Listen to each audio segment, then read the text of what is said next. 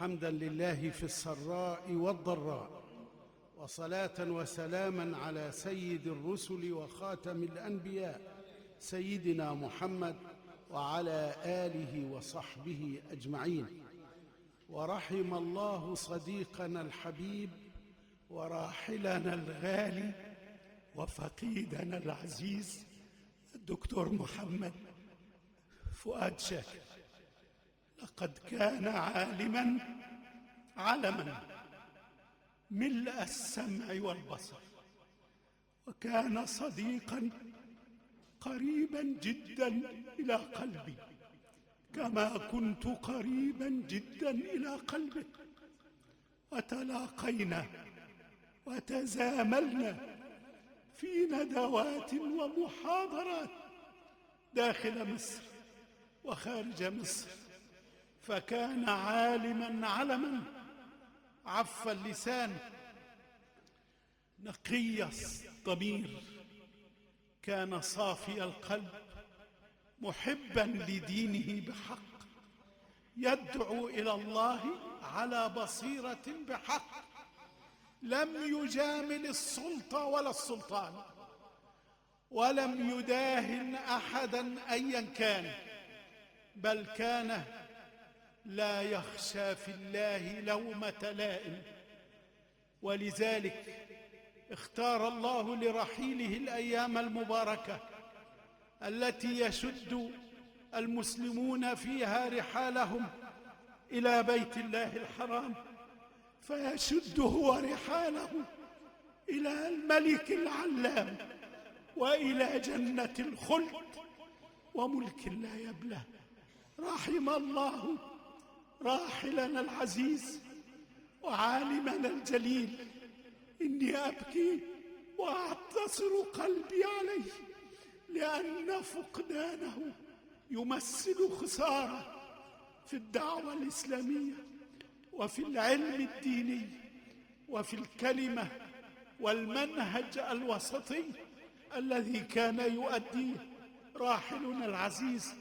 إن فقد العلماء أيها السادة يمثل ثلمة في هذا الدين وفي صرح الدعوة الإسلامية، يمثل نقصانا وخسرانا كبيرا، كما قال سيدنا المصطفى صلى الله عليه وسلم: إن الله لا يقبض العلم انتزاعا ينتزعه من الصدور، ولكن يقبض العلم بقبض العلماء حتى إذا لم يبق عالم.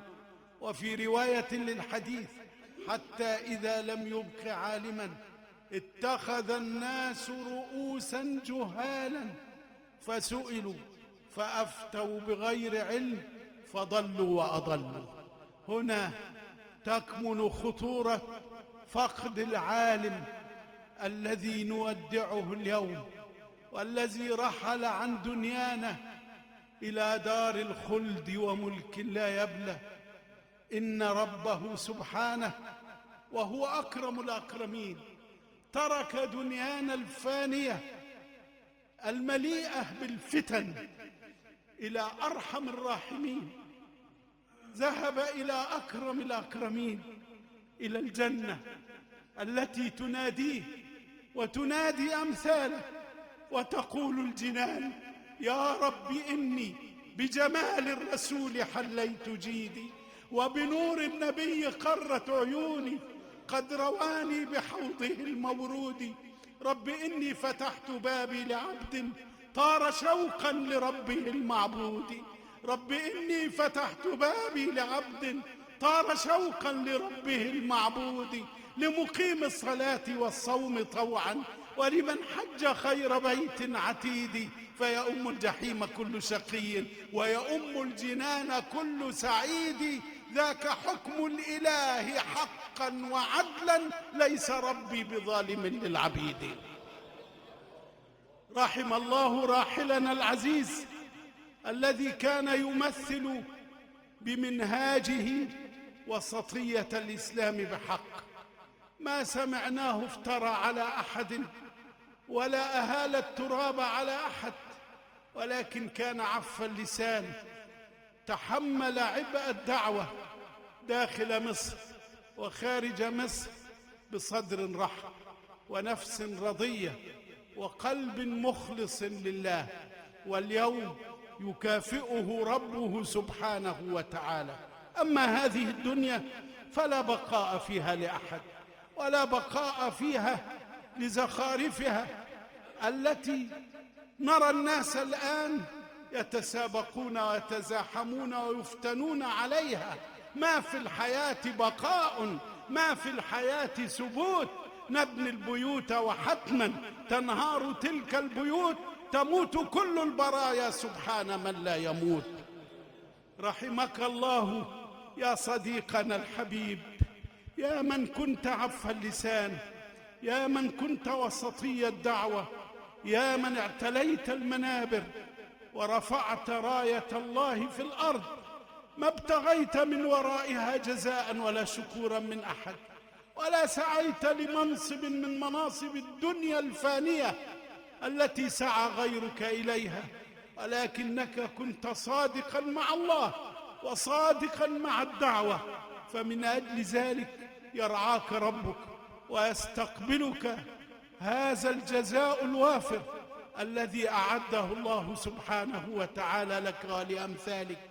أما هذه الدنيا فقد كتب الله عليها الزوال والفناء، وتفرد وحده بالخلود والبقاء، لئلا يطمع أحد من خلقه في نعيم الدنيا ولذتها أو في زخرفها أو بهجتها، فقد وقت لكل نفس ميقات أجل لا تستأخر عنه ساعة ولا تستقدم عنه أخرى.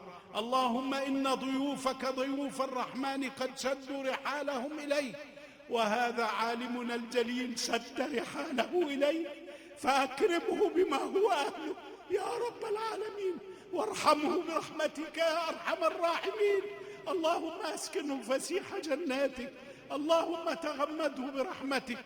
اللهم إنا جئناك سائلين وراجين وشافعين، فاغفر له وارحمه وأبدله دارا خيرا من داره وأهلا خيرا من أهله.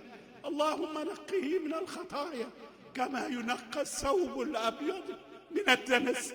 اللهم اجعل قبره روضة من رياض الجنة يا رب العالمين، وأسكنه مع النبيين والصديقين والشهداء والصالحين، وحسن أولئك رفيقا. وصل اللهم وسلم وبارك على سيدنا محمد وعلى آله وصحبه أجمعين، والسلام عليكم ورحمة الله وبركاته.